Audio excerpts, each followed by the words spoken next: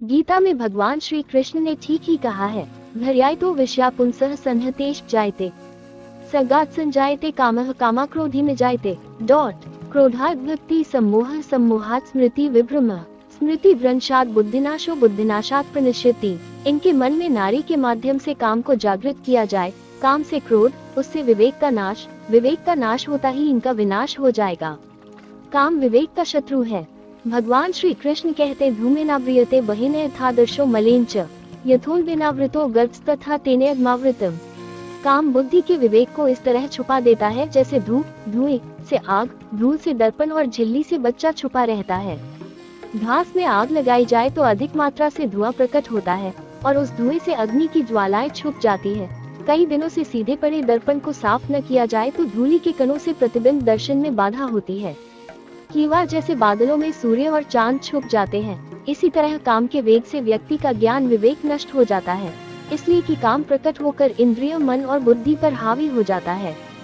इंद्रियाणि मनोबुद्धि रस्याधिष्ठानमुच्यते एतर विमोह्यत्येष ज्ञानमावृत्य देहिनम्। ये दुष्ट काम जागृत होने पर बादलों की तरह विवेक रूपी सूर्य को आवृत कर देता है, इसलिए कहा गया गीता में एवं बुद्धि परम बुद्ध्वा संस्तम्याहमानमायिना जहि शत्रु महाबाहो कामरूपं दुरासदम्। हे महाबाहो अर्जुन, इस काम रूपी शत्रु को मार डालो, ये बहुत दुष्ट है। काम व्यक्ति को परमार्थ से भ्रष्ट कर देता है, व्यवहार में भी व्यक्ति को कर्तव्य से गिरा देता है, इसलिए भगवान काम को नष्ट करने का आदेश देते हैं। भागवत में शुकदेव भगवान ने भी काम को हृदय का भयानक रोग कहकर स्मरण किया है। काम टीबी, कैंसर, एड्स से भी खतरनाक बीमारी है, क्योंकि शारीरिक व्याधियां तो एक जीवन ही नष्ट करती है, किंतु कामरूपी बीमारी जीव के जन्म जन्मांतर, युग युगांतर, कल्प कल्पांतर से पथ भ्रष्ट करता आ रहा है। उपनिषदों में काम क्रोध को महाशत्रु कहा गया है। काम क्रोधो महाशत्रु तो उभो सहजावभो। रास पंचाध्याय के अंतिम श्लोक में भगवान शुकदेव जी ने कहा, हृदरोग भाष्वशीन प्रचुरेन धीरः। काम हृदय रोग, काम ये हृदय का जन्म जन्मांतर से पीछे लगा हुआ भयानक रोग है, इसलिए इसे मारने का प्रभु ने आदेश दिया, इसलिए कि यह हृदय में उत्पन्न होकर अंतःकरण एवं इंद्रियों को अपने वश में कर लेता है। तब व्यक्ति विवेक खो बैठता है और उससे गलत कार्य हो जाते हैं। और यही कारण है कि भारतीय संस्कृति में काम को दबाने के ही उपाय विशेष तौर से बताए हैं, जबकि पाश्चात्य भौतिकवादी संस्कृति काम को उभारने के लिए नाना प्रकार के अश्लील उपन्यास, टीवी, सिनेमा के द्वारा व्यक्तियों के काम को उभारने का प्रयास कर रहे हैं। विशेष चर्चा आगे करेंगे। इस तरह ब्रह्मा जी ने काफी सोच समझकर तिलोत्तमा की दिव्य नारी का निर्माण किया। तिलोत्तमा का शब्दार्थ यही है कि उसके शरीर का एक एक अंग प्रत्यक्ष तिल उत्तम था, सौंदर्य, माधुर्य, आकर्षण से परिपूर्ण होने के कारण उसका नाम तिलोत्तमा रखा गया। नारी क्या थी? साक्षात कामदेव की पत्नी रति का ही स्वरूप थी। उसके उस नितंब, कटी, ग्रीवा, मुखमंडल, अलकावली, नेल अंग प्रत्यंग रति के अंगों को लजाने वाले थे। सुंद उपसुंद को ये पूर्ण विश्वास था, हमारी आपस में कभी लड़ाई नहीं हो सकेगी, किंतु जैसे ही तिलोत्तमा उनके सामने उपस्थित हुई, उसे देखते ही दोनों मोहित हो गए। बड़े भाई ने कहा, उपसुंद, ये तेरी भाभी बनने लायक है। तो सुंद को पूर्ण विश्वास था कि उपसुंद कभी निषेध नहीं करेगा, किंतु काम ने उपसुंद की बुद्धि नष्ट कर दी। उपसुंद ने कहा, भैया, यह आपकी अनुज बधू बनने लायक है।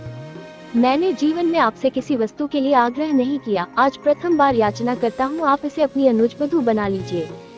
सुंद ने कहा, उपसुंद, मैंने पहले ही इसे तुम्हारी भाभी के रूप में स्वीकार कर लिया है, इसलिए तुम्हें मेरी ही बात का समर्थन करना चाहिए। इस तरह ये आपस में एक दूसरे से कहते रहे और जब किसी तरह निर्णय न हो सका तो दोनों ने कहा, अच्छा चलो, यह नारी दोनों में जिसे स्वीकार कर ले वही ग्रहण कर लेगा। जब दोनों तिलोत्तमा के पास पहुँचे और समीप से उसका सौंदर्य देखा तथा हाव भाव कटाक्ष से दोनों काम के वशीभूत हो गए। सुंद ने कहा, देवी, हम दोनों भाई त्रैलोक्याधिपति तुम्हारे सामने हैं, हम दोनों में से तुम जिन्हें पसंद करोगी वही तुम्हें स्वीकार कर लेगा। तिलोत्तमा ने कहा, तुम दोनों में जो बलवान होगा मैं उसे स्वीकार करूंगी और उसके लिए तुम दोनों को मेरे सामने अपना बल दिखाना होगा। बस फिर क्या था, काम के कारण विवेक नष्ट हो ही चुका था, इसलिए वे इस बात को भूल ही गए कि आपस में लड़ने का क्या परिणाम होगा। दोनों आपस में लड़ते हैं और गदाओं की चोट से दोनों समाप्त होते हैं। देवता पुष्प बरसाकर, बाजे बजाकर जय जयकार करते हैं। इसलिए भगवान श्री कृष्ण ने कहा, काम सुख की इच्छा ही दुख का हेतु है। गीता में भगवान श्री कृष्ण कहते हैं, ये ही संस्पर्शजा भोगा दुख्युने एव ते आद्यंत्वन्तः कौन्तेय न तेषु रमते बुधः। यही संस्पर्श जा भोगा अर्थात इंद्रिय और विषय के संपर्क से उत्पन्न होने वाले भोग, काम, सुख दुख योनि एव ते दुखों के केंद्र हैं। जैसे योनि से संतान उत्पन्न होती है, इसी प्रकार विषय और इंद्रिय का संबंध होने पर दुख उत्पन्न होता है। माता पिता के संबंध से पुत्र पुत्रियां उत्पन्न होते हैं, इसी प्रकार विषय और इंद्रिय के संबंध से दुख उत्पन्न होता है। ये ही संस्पष्टा भोगा न तेषु रमते बुधः। संसार में अनादिकाल से दो तरह के सिद्धांत चले आ रहे हैं, एक भौतिकवादी एवं दूसरे अध्यात्मवादी। भौतिकवादी सिद्धांत सृष्टि के मूल में ईश्वर को स्वीकार नहीं करता। भौतिकवादी की मान्यता है कि संसार अपने आप बना है। उनका तर्क है कि जैसे चूना और कत्था मिला देने पर लाल रंग पैदा हो जाता है, कि वह ताजे गोबर में छाछ डाल देने से बिच्छू उत्पन्न हो जाती है, इसी तरह माता पिता के संबंध से संतान पैदा हो जाती है। वे सृष्टि के मूल में नेचर को स्वीकार करते हैं। प्रकृति अपने आप परमाणुओं का संघात करती है और वही संसार की रचना करती है। अतः ईश्वर को मानना, धर्म पर आस्था रखना धन एवं समय की खराबी ही है। फिर उनसे पूछा जाता है कि यदि सृष्टि के मूल में कोई चेतन या ईश्वर नहीं है तो फिर मानव जीवन का उद्देश्य ही क्या है। इसका उत्तर देते हुए नास्तिक कहते हैं, किम्यत काम है तो चिंताम परिमया च प्रलयाताम उपाश्रिता कामोपभोग परमाताप्ति निश्चिता। भगवान श्री कृष्ण ने गीता के 16वें अध्याय में दैवी संपत्ति के बाद आसुरी संपत्ति का विस्तार पूर्वक वर्णन किया है। भगवान कहते हैं कि नास्तिकों का अंतिम लक्ष्य है कामोपयोग परमा विषय भोग प्राप्त करना, यही जीवन का अंतिम लक्ष्य है। और जब धर्म, ईश्वर, नरक और स्वर्ग है ही नहीं तो फिर न्याय से धन कमाने का प्रश्न ही नहीं उठता। अन्यायेन अर्थ संचयात, अन्याय के द्वारा दूसरों का शोषण करते हैं। हत्वा हृत्वा अर्थात मार कर, लूट कर, जैसे भी अर्थ का संचय हो और फिर सुरा सुंदरी में मस्त हो जाओ। नास्तिकों के 4 वाक्य प्रसिद्ध हैं। याव जीवेत सुख जीवेत ऋण कृत्वा धृत्य, यानी जब तक जियो सुख से जियो, घर में पैसा नहीं हो तो कर्ज लेकर भी घी पियो। आज के सिद्धांत में धृत पिबेत की जगह सुरा पिबेत, कर्ज करके भी शराब पियो। ये बात हमेशा ध्यान में रखनी है कि सुरा सुंदरी का अभिन्न संबंध है। लोकोक्ति है कि मांस खाने वाला शराब अवश्य पीता है, क्योंकि मांस को शराब ही पंचाती है, और शराब पीने वाला विलासी अवश्य होता है, क्योंकि सुरा से उत्तेजना होती है। बुद्धि कुछ समय के लिए मंद हो जाती है और तब शराब प्रेमी कामोत्तेजना की पूर्ति के लिए सुंदरी के पीछे लगता है। इस तरह मांस को शराब पचाती है, सुरा को सुंदरी पचाती है। इस तरह ईश्वर, धर्म, स्वर्ग, नरक के न मानने वाले लोग शरीर को हष्ट पुष्ट रखने के लिए मांस का सेवन करते हैं, मांस को पचाने के लिए शराब पीते हैं तथा सुरा के लिए सुंदरी का आश्रय लेते हैं। वर्तमान समय में मांस 50 रुपए किलो से लेकर 200 रुपए किलो तक देश विदेश में बिकता है और शराब 50 रुपए बोतल से लेकर 2000 रुपए बोतल तक बिकती है। और अनधिकार सुंदरी को पाने के लिए एक दिन में 10, 20, 30 हजार रुपए का भुगतान करना पड़ता है। इतनी महंगी सुरा सुंदरी को प्राप्त करने के लिए न्याय से कमाया हुआ पैसा पर्याप्त नहीं है। तब वे अन्यायेन अर्थ सच्चयात, अन्याय मार्ग से पैसा कमाकर सुरा सुंदरी व सेवन करते हैं। कहा जाए कि ऐसे लोगों का जीवन पूर्ण सुखी रहता होगा तो भगवान श्री कृष्ण कहते हैं, चिंताम परिमया च प्रलयाताम उपाश्रिता कामोपभोग परमाताप्ति निश्चिता। उनके दिमाग में अगणित चिंताएं होती हैं, क्योंकि जब वे अन्याय से धन कमाते हैं तो जिनके साथ इन्होंने अन्याय किया वे प्रतिशोध की भावना से इनके शत्रु हो जाते हैं। ये अन्याय से कमाए हुए धन को एक नंबर का बनाने के लिए या छिपाने के लिए रात दिन चिंतित रहते हैं। बात बात सुना जाता है कि आज देश के कुछ एक नेताओं अभिनेताओं के द्वारा अन्याय से कमाया हुआ धन लाखों रुपया विदेशों में जमा है। लोग तो यहाँ तक कहते हैं कि यदि नेताओं अभिनेताओं का विदेशों में जमा रुपया देश में आ जाए तथा शराब बंद कर दी जाए तो देश का कर्जा उतर जाए और गरीबी दूर हो जाए। अस्तु सुरा सुंदरी के प्रेमी अगणित चिंताओं से घिरे रहते हैं। वहीं दूसरी ओर जब वे सुंदरियों के चक्कर में पड़ते हैं तो घर की पत्नी से मनमुटाव हो जाता है।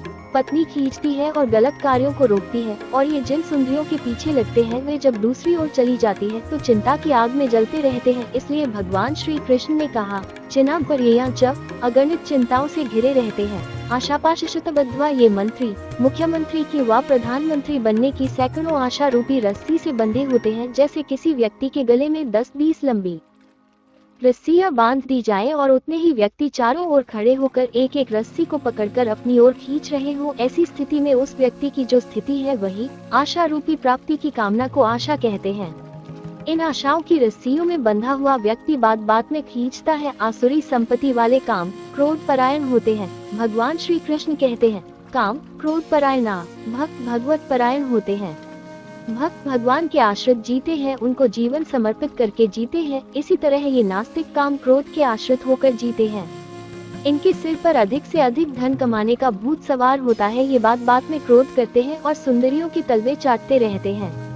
आसुरी संपत्ति वालों के जीवन में न सत्य है, न दया है, न दान है, न धर्म है।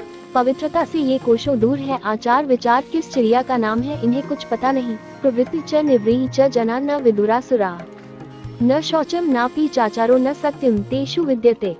अहंकार, बल और दर्प से भरे हुए ऐसे जीव क्षयाय जगतोहिता, जगत के नाश के लिए ही उत्पन्न होते हैं। इनके द्वारा ऐसे ऐसे घातक शस्त्रों का निर्माण होता है कि जिससे कुछ ही समय में सारे जगत का क्षय हो सकता है। किसी ने सुनाया था, रूस कहता है कि हम आधा घंटे में अमेरिका को मिटा सकते हैं, तो अमेरिका के शासक कहते हैं कि हम 22 मिनट में रूस को नष्ट कर सकते हैं। आज कितने घातक भीषण शस्त्र बन चुके हैं, यदि वे सभी चला दिए जाएं तो 15 मिनट में सारे संसार का विनाश हो सकता है। इसीलिए प्रभु ने कहा कि इनका आविर्भाव जगत के क्षय के लिए होता है। क्षयाय जगतोहिता। अतः विवेकियों को आसुरी सिद्धांत छोड़कर दैवी संपत्ति का आश्रय लेना चाहिए। आस्तिकता ही दैवी संपत्ति है। इसीलिए भगवान श्री कृष्ण ने गीता के 5वें अध्याय में कहा है, ये ही संस्पर्शजा भोगा दुःख्युने एवते आद्यन्त्वन्तः कौन्तेय न तेषु रमते बुधः। ये ही संस्पर्शजा भोगा। आज के भौतिकवादी नेता भगवान के अमृतमय वचनों पर ध्यान न देते हुए टीवी, विदेशी चैनल एवं पत्र पत्रिकाओं के माध्यम से आसुरी संपत्ति को ही प्रोत्साहित कर रहे हैं। सुना जाता है आज पिक्चरों में अंग प्रदर्शन की होड़ सी चल रही है। जो सिने तारिका जितने अधिक अंगों का प्रदर्शन कर सकती है, वही आज के युग में सफल अभिनेत्री है। हमारे देश के भावी कर्णधार युवक युवतियों के मन को एवं जीवन को विषाक्त बनाकर बर्बाद कर रहे हैं। विषयों को शास्त्रों ने विष कहा है। विषया विश्वत त्याज, विषयों को विष समझकर त्याग दो। क्षमा, दया, कृपा, सरलता, सत्य और संतोष को अमृत मानकर ग्रहण करो। आधुनिक सद्विचारक भी विषयों को श्लोकवायजन कहते हैं। भगवान श्री कृष्ण आज से 5000 वर्ष पूर्व और अनादिकाल से वेदों ने विषयों को ही दुख का केंद्र कहा है। ये ही संस्पर्शजा भोगा। जीवन में संयम और सादगी का बड़ा महत्व है। महात्मा गांधी ने लगभग 30 वर्ष की अवस्था से ब्रह्मचर्य पूर्वक सादा जीवन बिताने का व्रत लिया। मदन मोहन मालवीय सादगी के मूर्ति रूप थे। भारत के प्रथम राष्ट्रपति डॉक्टर शून्य राजेंद्र बाबू सही अर्थों में भारतीय संस्कृति के अनुरूप थे और इन्हीं महापुरुषों के संयम तथा त्याग के आधार पर देश को आजादी प्राप्त हुई। आज उन्हीं के अनुयायी पाश्चात्य संस्कृति सभ्यता से आकर्षित होकर देश की सांस्कृतिक सभ्यता को मिटा रहे हैं। विदेशी चैनल, विदेशी पिक्चर और विदेशी साहित्य देश की संस्कृति और सभ्यता को समाप्त कर देगा। ये संतों की भविष्यवाणी है। अल्प बुद्धि मनुष्य अपना हित नहीं समझता, अतः बुद्धिजीवियों का ये कर्तव्य हो जाता है कि वे अध्यात्मवाद को बढ़ावा देकर देश और संस्कृति की रक्षा करें।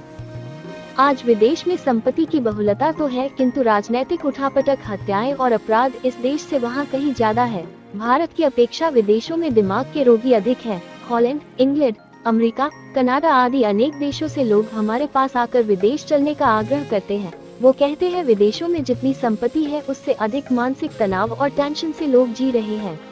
अध्यात्मवाद पर आधारित भारतीय संस्कृति एवं धर्म ही विश्व की रक्षा कर सकता है। विषय भोग तो वंशी के कांटे में लगे हुए आटे की गोली के समान है। जैसे मछुआरा मछली को मारने के लिए पहले भोजन का प्रलोभन देता है और मछली आटे के चक्कर में कांटे को गले में फंसा बैठती है, अंत में छटपटाकर प्राण गंवा देती है। भौतिक भोग भी कांटे के आटे के समान है, जो जीवरूपी मछली को सदा के लिए अशांत और दुखी बना देता है।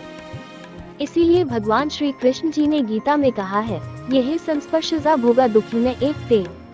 इसी संदर्भ में अप्रवासी भारतीय नारी की व्यथा अमर उजाला में प्रकाशित भी 13.1.97 का सार भाग इस बार 31 मार्च 1996 को अमेरिका गया तो एक विचित्र किंतु सुखद अनुभव हुआ। अमेरिका एक भौतिकवादी भोगवादी देश है। वहाँ रहना, वहाँ के जैसे बन जाना आम बात है। संस्कार और संस्कृति का क्षरण कब और कैसे हो जाता है पता ही नहीं चलता। वे परिवर्तित एवं क्षुरित लोग अमेरिका की प्रशंसा करते करते कब निंदा करने लगते उन्हें इसका एहसास ही नहीं रहता। किंतु इस अंधी दौड़ में कुछ ऐसे पांव भी हैं जो चलते और दौड़ते हैं अमेरिका की भौतिक जमीन पर और जीते सोचते हैं। भारत की विचारधारा और संस्कृति की भावभूमि है। इन्हीं लोगों में न्यूयॉर्क में रह रही सेंट जॉन विश्वविद्यालय की प्राध्यापिका श्री कमलेश कपूर, उनके पति, पुत्र और परिवारजन श्रीमती कपूर भारत विभाजन के बाद स्वतंत्र भारत में आई थी तो छोटी थी, किंतु इतनी छोटी नहीं कि देख सुन समझ न सके। भारत विभाजन की विभीषिका उनके मन मानस में आज भी सर्व कुंडली मारे बैठी है। श्रीमती अर्थशास्त्र में M.A. है। लुधियाना सरकारी महिला कॉलेज में अध्यापन किया है। वो भारत की उन कुछ प्रमुख महिलाओं में से एक हैं जो आजादी के बाद भारतीय केंद्रीय सेवाओं में अधिकारी बनी, किंतु प्रशासनिक लालफीताशाही उन्हें रास नहीं आई। उन्होंने पद से त्यागपत्र दे दिया और अपने पति के साथ अमेरिका चली गई। उनके पति उस समय डनलप कंपनी में अधिकारी थे, तब वो शायद इलाहाबाद में प्रशासनिक पद पर कपूर थी। श्रीमती कमलेश के मन में भारत पूरी तरह रचा बसा है। भारत भूमि को नमन करने के लिए हर वर्ष आती है। यहाँ आती है तो अपने मन में बसी भारत की तस्वीर और उससे जुड़े सपनों की तलाश करती है। उन्हें भारत आने की सहानुभूति तो होती है, लेकिन उनके सपने टूट या बिखर गए से लगते हैं। अपने भारत और भारत के लोगों के विषय में अपनी धारणा को उन्होंने अपनी पुस्तकों में लिखा है और उसी आधार पर उन्होंने न्यूयॉर्क में शिक्षा विभाग के लिए भारतीय इतिहास और संस्कृति विषय की रूपरेखा भी तैयार की है। श्रीमती कपूर पाश्चात्य सभ्यता के अंधाधुंध अनुसरण के कारण हो रही नैतिक पतन के प्रति चिंतित है। उनका कहना है कि हमारे भारत में सामाजिक शक्तियों का समीकरण बिगड़ रहा है। श्रीमती कपूर अपने पुराने अमेरिका जाने के आसपास के दिनों की याद करती हैं। कहती है, जब मैं भारत जाती हूँ तो चारों ओर अपार जनसमूह की अपरिचित भीड़ दिखाई देती है। सब कुछ नया नया सा, परंतु भारत जैसा नहीं, अमेरिका जैसा बदला हुआ। लोगों के निवास पहले से बदले हुए, बातचीत में मिलावट और दो बातों की खिचड़ी। विमानतल पर कस्टम केंद्र के पिछले द्वार से डिस्को संगीत की भर कानों को बहरा करती हुई। जिस भारत में प्रवेश करने के लिए मैं प्रत्येक वर्ष भारत जाती हूँ, उस भारत तक पहुँचने का पुल कहीं नहीं दिखाई देता। भारत के युवकों की भावभंगिमा बदलती जा रही है। घर में भाभियां लंबे चोगे पहनने लगी और भतीजे अपनी पतली पतली टांगों को मटकाकर अपनी बुआ का डिस्को से मनोरंजन करने लगे। ऐसा लगता जैसा मैं ही विदेश का एक घिनौना टुकड़ा अपने साथ लेती आई हूँ। जन्माष्टमी के उत्सवों और सावन के झूलों की चर्चा बंद सी होती जा रही है। नवरात्र और रामलीला की प्रतीक्षा करने वालों की संख्या दिन प्रतिदिन कम हो रही है। सभी मित्र और विदेशी फैशनों की उत्सुकता पूर्वक चर्चा करते हैं। मेरे पुराने मित्र मुझे एक होटल में ले गए। देखा कि वहां अर्धनग्न औरत विदेशी संगीत पर मटक रही थी। 4 लोग एक साथ अपनी मेज से उठे और उसके साथ नाचने लगे। मेरे मित्रों ने बताया कि इस दृश्य को रॉक कहते हैं। वो नृत्य नहीं, नग्नता और भोलापन का भरपूर प्रदर्शन था। भारतीय सभ्यता की नीलामी हो रही थी। लगा कि सभ्य समाज की प्रथा में पाताल में घुस गई है और पाताल से आए प्रथाएं उस पर हिमालय बनकर खड़ी हैं। मैंने अपने मित्र से कहा कि जिस तस्वीर को मैंने अपने हृदय में अंकित कर रखा था वो कुछ ही वर्षों में इतनी बदल जाएगी, मैंने कल्पना भाव नहीं की थी। वो बोले, विश्व में कुछ भी स्थिर नहीं रहता।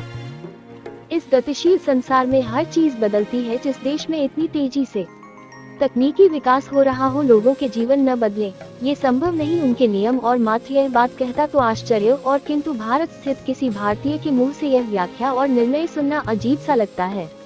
ये सच है कि तकनीकी विकास से लोगों के जीवन प्रवाह बदल जाते हैं और नियमों के भंग होने की संभावना रहती है, परंतु इस प्रवाह में संस्कृति का गौरव और इंसान की गैरत को तो नहीं बहा देना चाहिए। हम ये भूल गए कि संसार में जब बहुत लोग अमानवीय शोषण में लगे थे, हम गौतम बुद्ध, चाणक्य और अशोक के आदर्शों पर चलते थे। भारत की इस महत्ता की उपेक्षा करना क्या राष्ट्र के प्रति अपराध और राष्ट्रीय पाप नहीं है?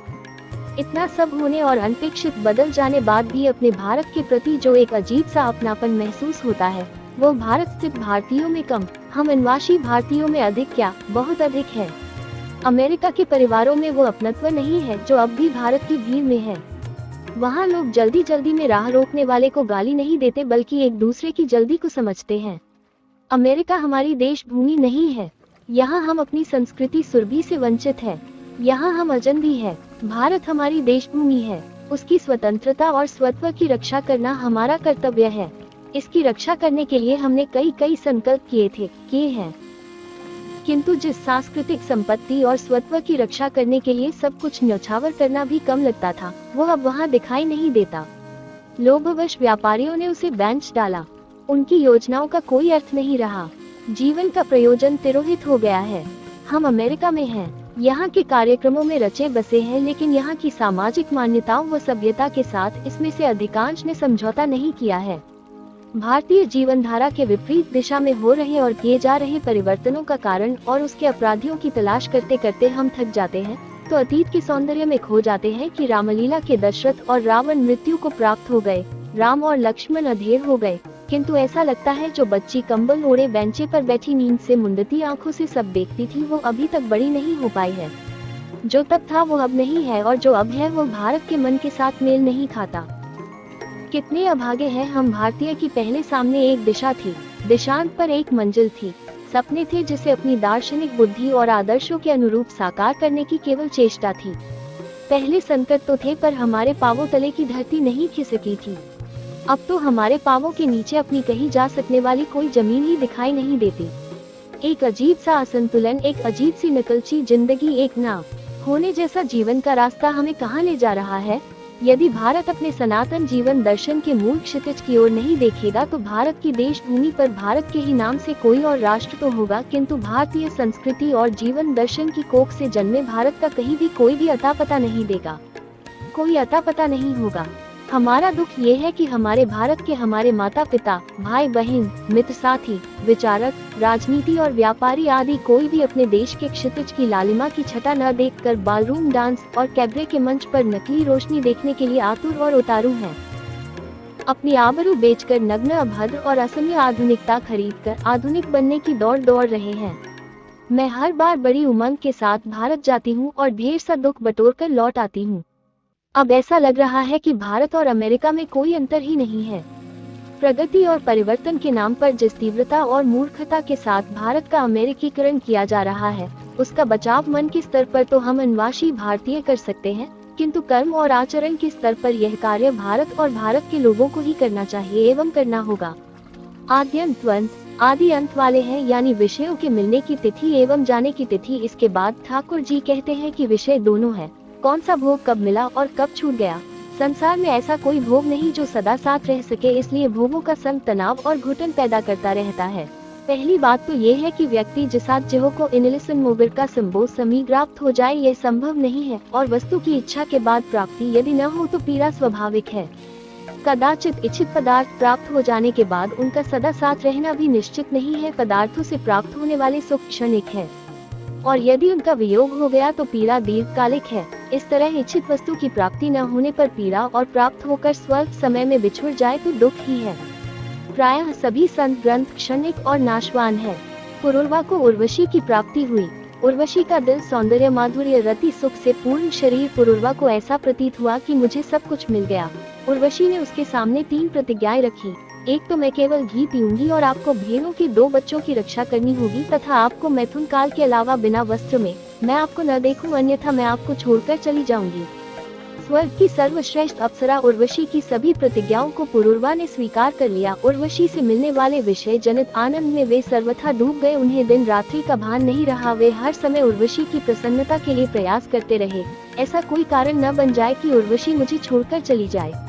निरंतर ध्यान रखने के बाद भी आखिर वियोग हो ही गया। एक बार देवराज इंद्र ने उर्वशी को न देखकर गंधर्वों से कहा, उर्वशी के बिना स्वर्गलोक सूना सा मालूम पड़ता है, आप लोग जाओ और जैसे तैसे उर्वशी को ले आओ।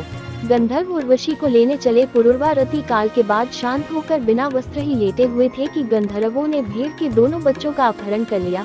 भेड़ के बच्चों को न पाकर उर्वशी पुरुरु का धिक्कारती है। कहती है, मैंने ऐसे पुरुष पर विश्वास किया जो मेरे बच्चों की रक्षा न कर सका। ये काय है, क्षत्रिय होते हुए भी क्षात्र तेज से रहित है। ये कथा सुनने के लिए आपका बहुत बहुत धन्यवाद। अगर कथा अच्छी लगी हो तो वीडियो को लाइक, शेयर और चैनल को सब्सक्राइब जरूर करें। कमेंट में राधे राधे जय श्री कृष्णा लिखना ना भूलें।